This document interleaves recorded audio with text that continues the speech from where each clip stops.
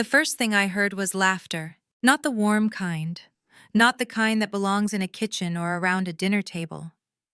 It was sharp, careless, floating through a half-closed door like I wasn't meant to hear it. I mean, come on, a woman said. She's almost 60. How much longer could it possibly matter? I froze in the hallway, my hands still wrapped around the handle of the ceramic soup pot I had been carrying from the stove. It was heavy, too heavy. My wrist trembled, but I didn't drop it. My name was never spoken. It didn't need to be. I stood there in my own house listening to my husband's voice answer hers. She won't know, he said. Calm, practiced. She trusts me. That was the moment something inside me cracked. Not loudly, not all at once. Just a thin, invisible fracture that would widen over time until the entire structure collapsed. I had been married to Richard for 32 years. I was 58 years old. I had raised 2 children buried. My mother survived a company merger that chewed up half my department and held this family together through more storms than I could count. And in that moment, standing barefoot on the hardwood floor of the house I helped pay for, I realized I had been quietly written out of my own life. I stepped back before they could see me. I carried the soup back into the kitchen and set it down with deliberate care. My reflection stared back at me from the stainless steel refrigerator door. Gray beginning at my temples, lines around my mouth I hadn't earned through laughter. You're imagining it, I told myself. That's what women like me are trained to do. Question our instincts, smooth things over, be reasonable, be grateful. But my chest felt tight, my pulse thudded in my ears. That evening was supposed to be a celebration.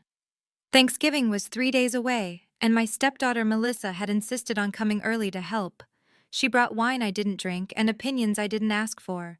Her fiancé Aaron lounged on the sofa like he already owned the place. Richard hovered around them, eager in a way that felt foreign to me. At dinner, conversation flowed around me as if I were furniture. Melissa talked about wedding venues. Aaron joked about real estate prices. Richard laughed at things that weren't funny. So Melissa said, swirling her wine, Dad mentioned you finally updated the will. I looked up slowly. Did he? Richard cleared his throat. We talked about it, that's all. Melissa smiled at me. Sweet, sharp, it's just practical. You know, planning ahead. Planning ahead. I had spent the last decade planning ahead for everyone but myself. Helping Melissa with her college loans. Letting Richard refinance the house to help his brother. Putting my own retirement contributions on pause temporarily. I forced a smile, of course, but something was wrong. I could feel it the way you feel a storm before the clouds roll in. That night after they went to bed, I opened the file cabinet in my home office. The one where I kept everything. Insurance policies, deeds, statements. The folder labeled estate was thinner than I remembered. My name was still there, technically, but buried beneath clauses and contingencies that shifted control, discretion, authority. Everything funneled through Richard. If I were incapacitated, if I were deemed unfit, if I passed before him. I sat on the floor, papers spread around me, my heart pounding. I had built this life brick by brick. And somewhere along the way, someone had decided I was expendable. Upstairs, the house creaked. Laughter drifted again, muffled, now intimate. I didn't cry. I gathered the papers, returned them exactly as I found them, and locked the cabinet. That night, lying beside my husband, listening to his familiar breathing, I made a decision. I would not confront him, not yet. I would watch, I would listen. And when the time came, I would make sure that every single person who thought I was invisible would learn exactly how dangerous that mistake could be. Because betrayal doesn't always announce itself. Sometimes it whispers. And sometimes, if you're patient enough, it gives you everything you need to destroy it. I didn't sleep much after that. When you've spent decades believing your life is stable, the discovery that it's built on someone else's permission does strange things to your mind. I lay awake, cataloging moments I had dismissed as small, insignificant, not worth a fight. The sudden interest Richard took in our finances last year. The way Melissa started calling the house Dad's place. The offhand jokes about me being too emotional whenever I questioned decisions. Patterns reveal themselves once you know where to look. The next morning, I brewed coffee and acted like nothing had changed. I kissed Richard on the cheek. I asked Melissa if she wanted eggs. I smiled through the tightness in my jaw. Inside, I was counting. At work, I had always been the reliable one. I was 58, a senior project coordinator at a mid-sized manufacturing firm in Ohio. I knew every system, every vendor, every workaround, no one documented because they assumed I would always be there. That assumption was about to become very expensive. At lunch, I sat alone in my car and made a call. Law offices of Grant and Holloway, a receptionist answered. I need to schedule a consultation, I said, discreetly. By the end of the week, I was sitting across from Eleanor Grant, a woman a few years older than me with sharp eyes and a voice that carried authority without volume. Tell me everything, she said. So I did. I told her about the will, the missing clauses, the shift in language, the sudden involvement of my stepdaughter in matters that had nothing to do with her. Eleanor listened without interrupting. When I finished, she folded her hands. You're not crazy, she said, and you're not powerless, but you are being positioned. For what? She met my gaze. To be excluded. The word landed like a physical blow. She explained it carefully. How spousal trusts could be weaponized. How capacity challenges worked. How often women my age were sidelined not through overt cruelty, but through paperwork and silence. You still have time, she said, but timing is everything. That night, Richard announced over dinner that his company was restructuring. They're offering early retirement packages, he said casually. I'm considering it. My fork paused midair. That's sudden, I said. He shrugged. Melissa thinks it's a good idea. We could downsize, move somewhere warmer. He didn't look at me when he said it. Later, I checked our joint accounts. Transfers I didn't recognize. Small amounts. Testing the waters. I didn't stop him. Instead, I opened an account in my own name for the first time in decades. Over the next month, the world shifted. At work, my manager began asking pointed questions, documenting processes, looping in younger staff members. You're such a wealth of knowledge, he said. We just want to make sure nothing gets lost. At home, Melissa started bringing boxes. Just organizing, she said brightly. You have so much stuff. One afternoon, I came home early and found her in my bedroom going through my jewelry. Oh, she said, I didn't think you'd mind. I closed the door behind me. I do, I said quietly. She blinked surprised, then smiled. You're being sensitive. That night, I cried for the first time. Not because I felt weak, but because I finally understood the game. They weren't trying to hurt me. They were trying to erase me. An erasure is clean, legal, polite. It looks like concern. It sounds like planning. It smells like pumpkin pie at Thanksgiving, while someone else decides what happens to the house you paid for. By Christmas, Richard accepted the retirement package. By New Year's, my role at work was under review. By the time the first letter arrived suggesting I consider a medical evaluation for my own protection, I was ready. Because while they were busy underestimating me, I was building something quietly, deliberately, piece by piece. They thought I was nearing the end. They had no idea I was just getting started, and the next move would change everything. The letter arrived on a Tuesday. Cream-colored envelope. My name typed neatly, no return address. It waited on the kitchen counter like something alive watching me while the coffee brewed. I didn't open it right away. I had learned the value of pauses, of letting my pulse settle before reacting. When you're a woman my age, people mistake calm for weakness. They assume silence means consent. The letter suggested a voluntary cognitive wellness evaluation. It was phrased gently, concerned, almost loving. Richard's signature was not on it. Melissa's wasn't either. But Eleanor Grant had warned me this would come. I folded the letter and slid it into my purse, then drove to work like any other day. I smiled at the receptionist. I answered emails. I trained a junior coordinator on a system I'd built from scratch. At noon, my manager called me into his office. We're restructuring, he said, hands clasped. Your position may be redundant. Redundant, after 23 years. I see, I said. We're offering a severance package, he continued. Generous, plus extended health benefits. I nodded, asked for the paperwork, didn't argue. That afternoon, I stopped by Eleanor's office. They've started, I said, laying the letter on her desk. She skimmed it once and smiled thinly. Good. That means they're nervous. Nervous about what? About you thinking. We spent 2 hours preparing, not emotionally, strategically. Power of attorney revisions, independent medical evaluations, asset separation, timelines. They're assuming you'll comply, Eleanor said. That you'll want peace. I thought of Thanksgiving dinners I'd hosted while swallowing insults, of Christmas mornings where I smiled through exclusion. I want justice, I said. Justice, Eleanor explained, doesn't rush. It documents, it waits for mistakes. And they were already making them. That weekend, Richard announced Melissa and Aaron would be staying temporarily. They're saving for the wedding, he said. It'll only be a few months. The guest room became theirs, then the den, then the garage filled with their boxes. Melissa rearranged the kitchen without asking. Aaron parked in my spot.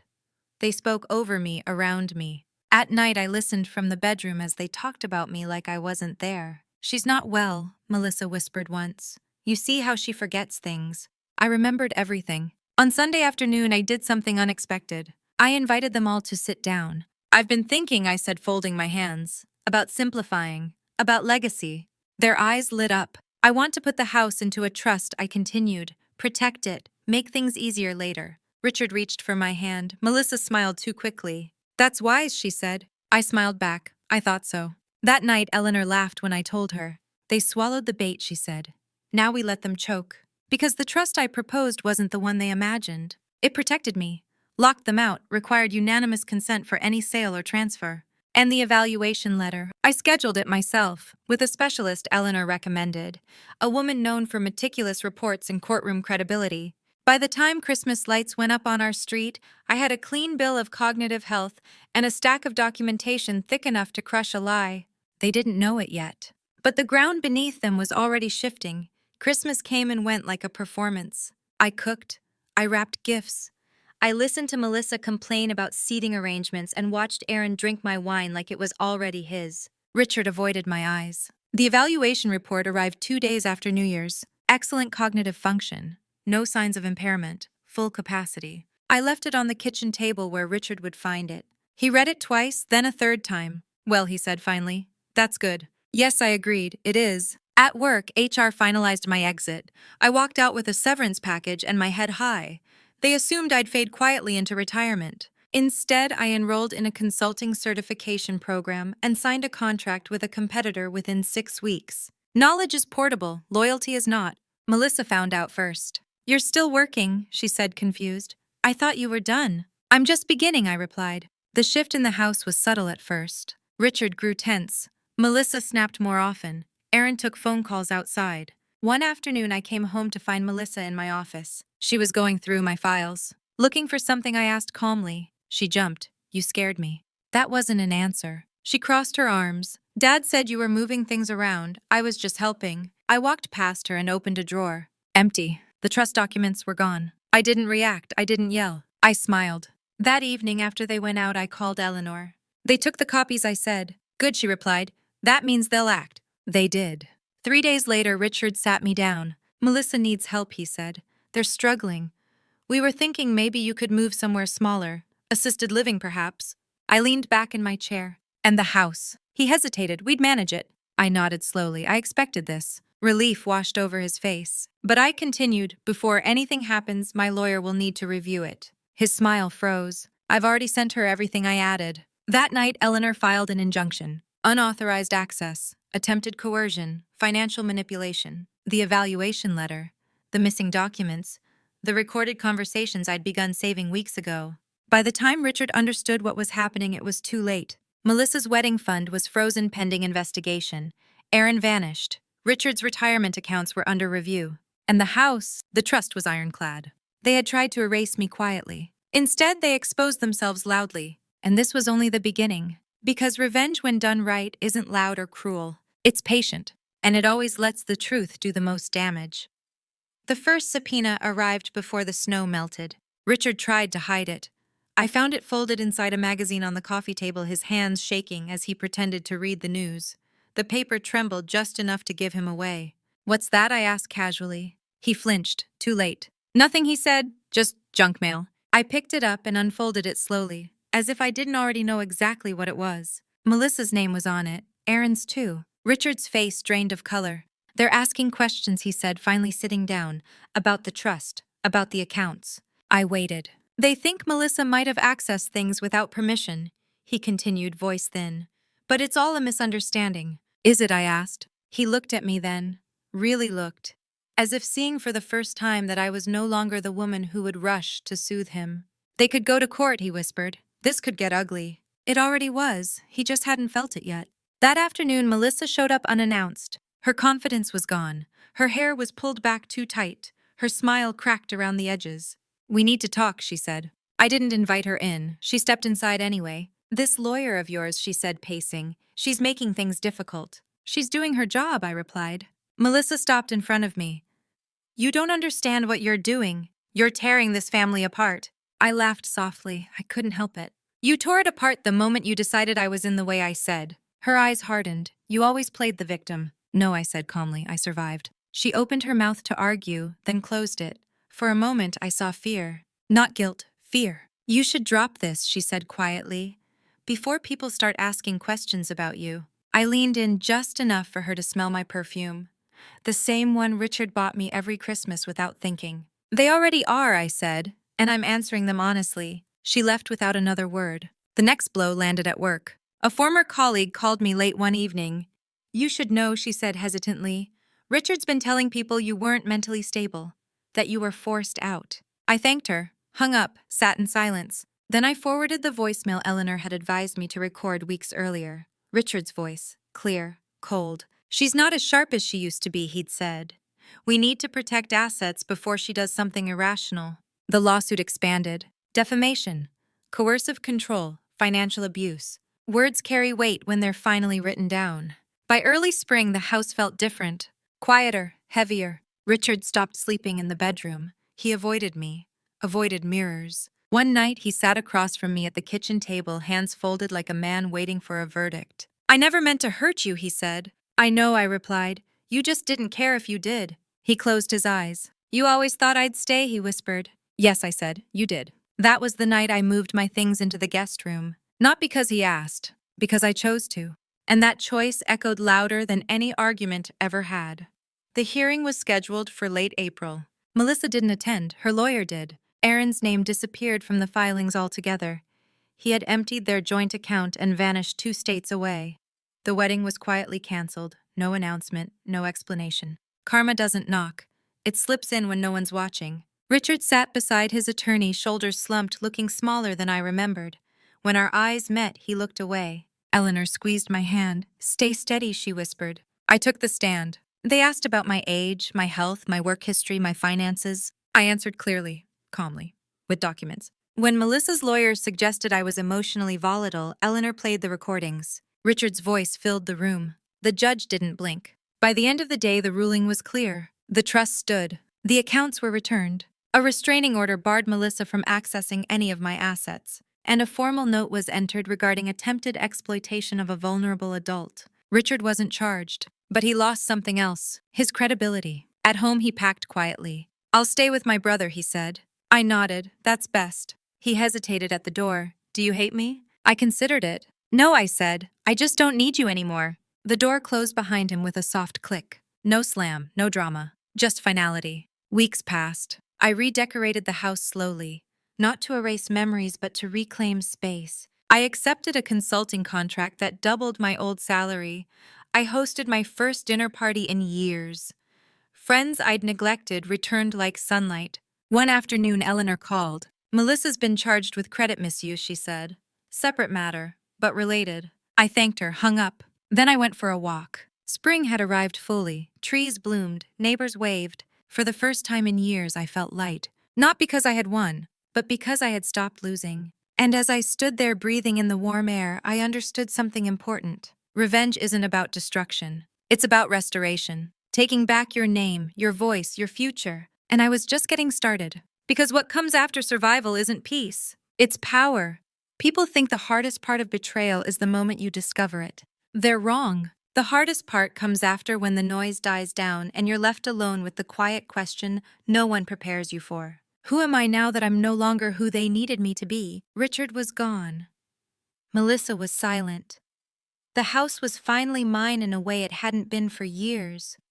And yet some mornings I stood in the kitchen holding a mug of coffee that had gone cold, unsure what to do with the rest of the day. Power has a strange aftertaste when you're not used to holding it. The first ripple came from an unexpected place. Human resources. A formal letter. Polite, curious. It turned out my former employer was being audited.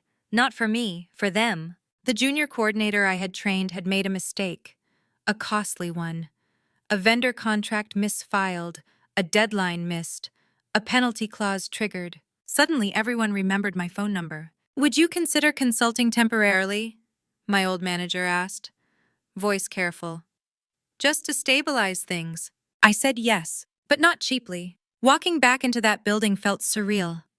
Same carpet, same fluorescent lights, different posture. They pulled chairs closer when I spoke. They took notes. They waited. Respect, I learned, often arrives late. Then came the email. Anonymous, sent from a private account. You destroyed your own family. Was it worth it? I stared at the screen for a long time. Then another message arrived. You think you won. You don't know everything. That one unsettled me. I forwarded both to Eleanor. Her reply was immediate. Do not respond, but start watching. So I did. I checked accounts more carefully, reviewed statements line by line, and then I saw it. A policy. Life insurance. Taken out 3 years earlier. On me. Richard as beneficiary. The premium payments hadn't stopped. My chest tightened. I called Eleanor. This changes things, she said quietly. It suggests intent. Intent for what? She paused. For leverage, or worse. That night, I slept with the bedroom door locked for the first time in my life. 2 days later, Richard called. I need to talk, he said, in person.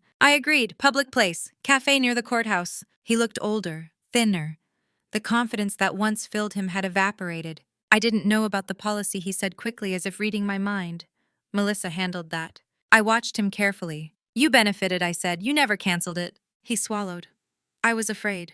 Of me, I asked. Of losing everything, he admitted. That was the truth, finally. As we stood to leave, he said something that chilled me. You were never supposed to find out so much. I went straight from the cafe to Eleanor's office. By the end of the week, the policy was frozen. An investigation opened. The quiet phase was over. Something darker was surfacing. And I knew then that the betrayal I thought I had survived was only the outer layer. There was more beneath it.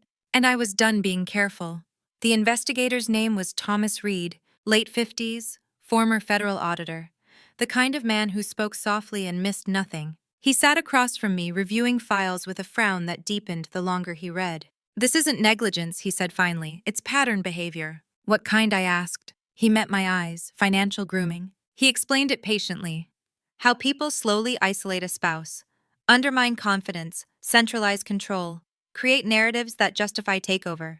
You were being positioned not just to lose assets, he said, but agency. I felt a cold clarity settle in my bones. Melissa resurfaced shortly after. She left a voicemail, crying, apologetic. I never meant for it to go this far, she sobbed. Dad pushed me. We were under pressure. Pressure. That word women are always expected to understand. I didn't call her back. Instead, I did something radical. I told the truth. Not to everyone, not publicly, just enough. I confided in a colleague, a neighbor, a friend from church. The story spread quietly, carefully, with facts. And the tone shifted. Invitations stopped coming to Richard. People asked questions he couldn't answer. His brother asked him to leave. Isolation works both ways. One afternoon, Thomas called. They moved money, he said.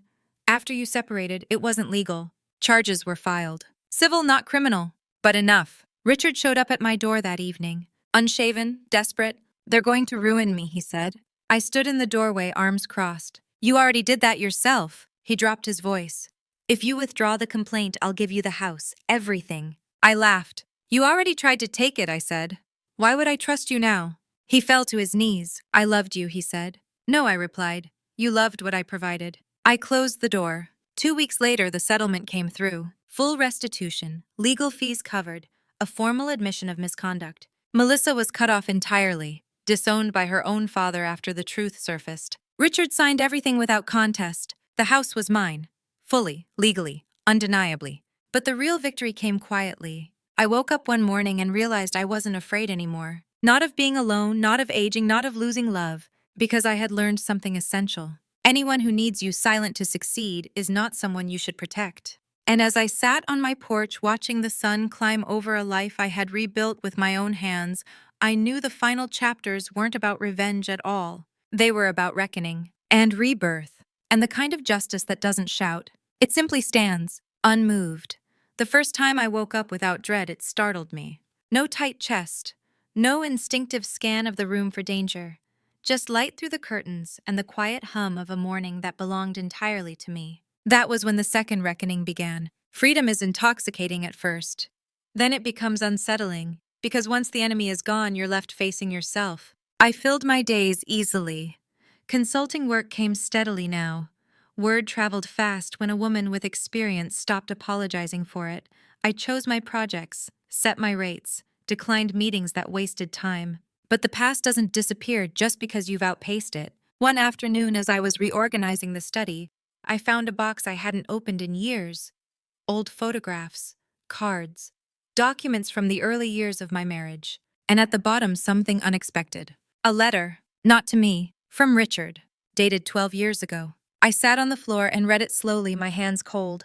It was addressed to a financial advisor. It outlined concerns about long-term exposure, about my increasing independence, about contingency plans should cooperation become an issue. 12 years. This hadn't started with Melissa or Aaron or money. It started the moment I stopped being easy to manage. I didn't cry. I felt something worse. Clarity. That evening I called Thomas Reed. "I think there's more," I said. "There usually is," he replied. The next weeks were meticulous, quiet, surgical. We traced patterns, accounts opened and closed, decisions made under the guise of partnership that had only ever benefited one side. What emerged wasn't dramatic.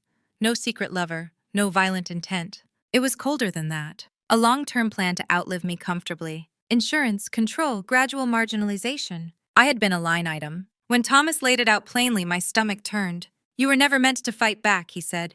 "You were meant to fade." I thanked him and hung up. That night I stood in front of the bathroom mirror and studied my face.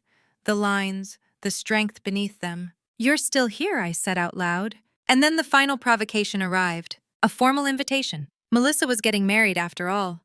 Quiet ceremony, new fiancé, new start, and she wanted me there. I laughed until it hurt. But I went. Not for her, for myself. The ceremony was small, tucked into a vineyard an hour away. Melissa barely looked at me. Her smile was brittle.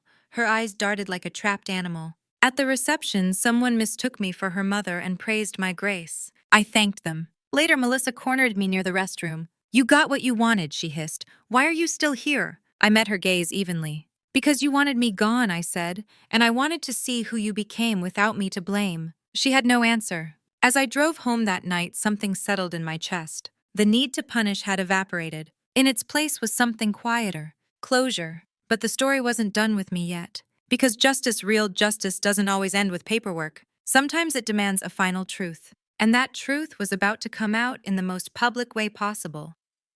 The call came from an unexpected number. A judge. Not calling for me. Calling because of me. "Mrs. Carter," he said, voice formal but not unkind. "Your name has surfaced in a broader review." A broader review. It turned out Richard's case hadn't ended where I thought it had. My documentation, Thomas's findings, Eleanor's filings, they had opened doors. And behind those doors were other women. Other quiet erasures. Other polite exclusions.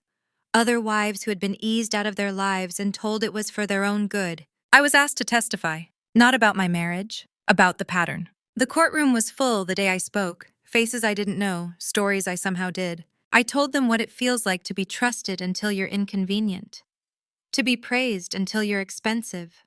To be loved until you're no longer useful. I spoke calmly, without bitterness. When I finished, the room was silent. That silence was louder than any verdict. Afterward, women approached me. Some cried, some just squeezed my hand.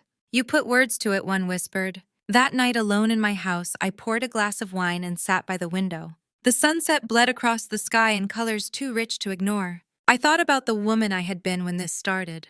Afraid, confused, desperate to preserve a version of family that had already abandoned me. And I thought about the woman I was now, still soft, still capable of love, but no longer willing to disappear. Richard sent one last message weeks later. "I see now what I did. I hope you're happy." I deleted it without replying, because happiness wasn't the point. Truth was, and I had it. I had my home, my voice, my future, and something else I hadn't expected. Peace. Not the fragile kind that depends on other people behaving well, but the solid kind. The kind built on boundaries, self-respect, and the knowledge that if betrayal ever came again, I would recognize it immediately. And I would survive it. Stronger, wiser, unexcluded. The end was approaching. Not with fireworks, but with something far more powerful. A life reclaimed, the house sold in early autumn. Not because I needed the money, not because I wanted to leave, but because I understood something I hadn't before. Places can hold you hostage just as effectively as people. I stood in the empty living room on the last afternoon sunlight stretching across the bare floor, where a rug once hid years of silence. I ran my hand along the wall where height marks of a life that never happened should have been. Children we never had. Moments deferred. conversations avoided. I didn't feel sad, I felt finished. The new place was smaller, a single-story townhome near a lake, quiet but not lonely. Neighbors waved without expectation. The grocery clerk remembered my name without needing anything from me. For the first time, my life had no audience. I took fewer consulting contracts. Not because I couldn't handle them, but because I no longer needed to prove anything.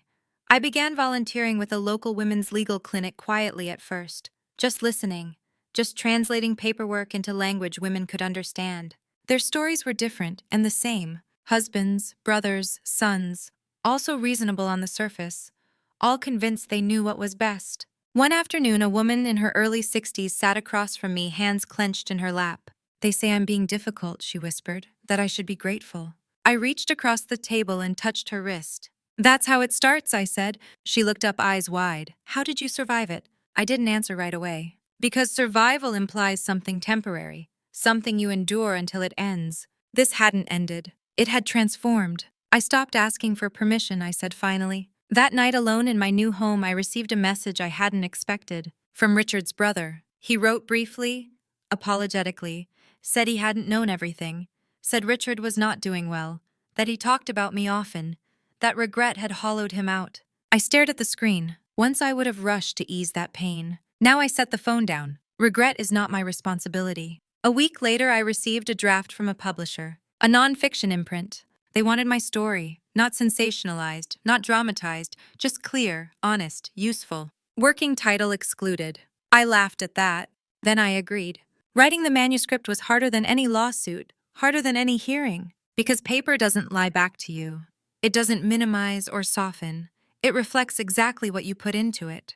I wrote about the early years, the compromises that felt loving at the time, the slow erosion of voice, the way women are taught to shrink without being asked. And I wrote about revenge, not the dramatic kind, the quiet kind, the kind where you outgrow the room someone tried to lock you in. When I finished the last chapter, I didn't feel triumphant. I felt whole. And whole is far more threatening than angry. The book came out in the spring. No fanfare, no talk shows, just word of mouth. And then the emails started. Women from different states, different backgrounds, same story. I didn't answer all of them, but I read everyone. One message stayed with me. "I watched your story on YouTube. I thought I was alone. I'm not." That was the moment I understood what this had become. Not revenge, legacy. Richard never contacted me again. I heard through the careful distance of other people's voices that his health declined, that the man who once managed everyone else's lives could no longer manage his own. I felt no satisfaction, only clarity. People often ask if I would do anything differently. Yes, I would listen to myself sooner. On my birthday, I turned 60. I spent it by the lake, a quiet dinner, a single candle, no speeches. As the sun dipped below the waterline, I made a promise to myself. Never again will I mistake endurance for virtue. Never again will I confuse silence with peace. And never again will I allow someone else to write me out of my own life. If you're listening to this and something feels familiar, let me say this clearly. You're not imagining it. You're not overreacting. And it's not too late. Revenge doesn't have to be cruel. It just has to be precise. And sometimes the greatest punishment for those who try to erase you is this: you live well, you live loudly, and you live free. If this story resonated with you, if you saw yourself in it, even for a moment, take a second and let me know. Share your thoughts in the comments. And if you want more stories like this, stories about justice, betrayal, and women reclaiming their power later in life, make sure to like, subscribe, and stay with us. Because some stories aren't meant to end quietly. They're meant to be heard.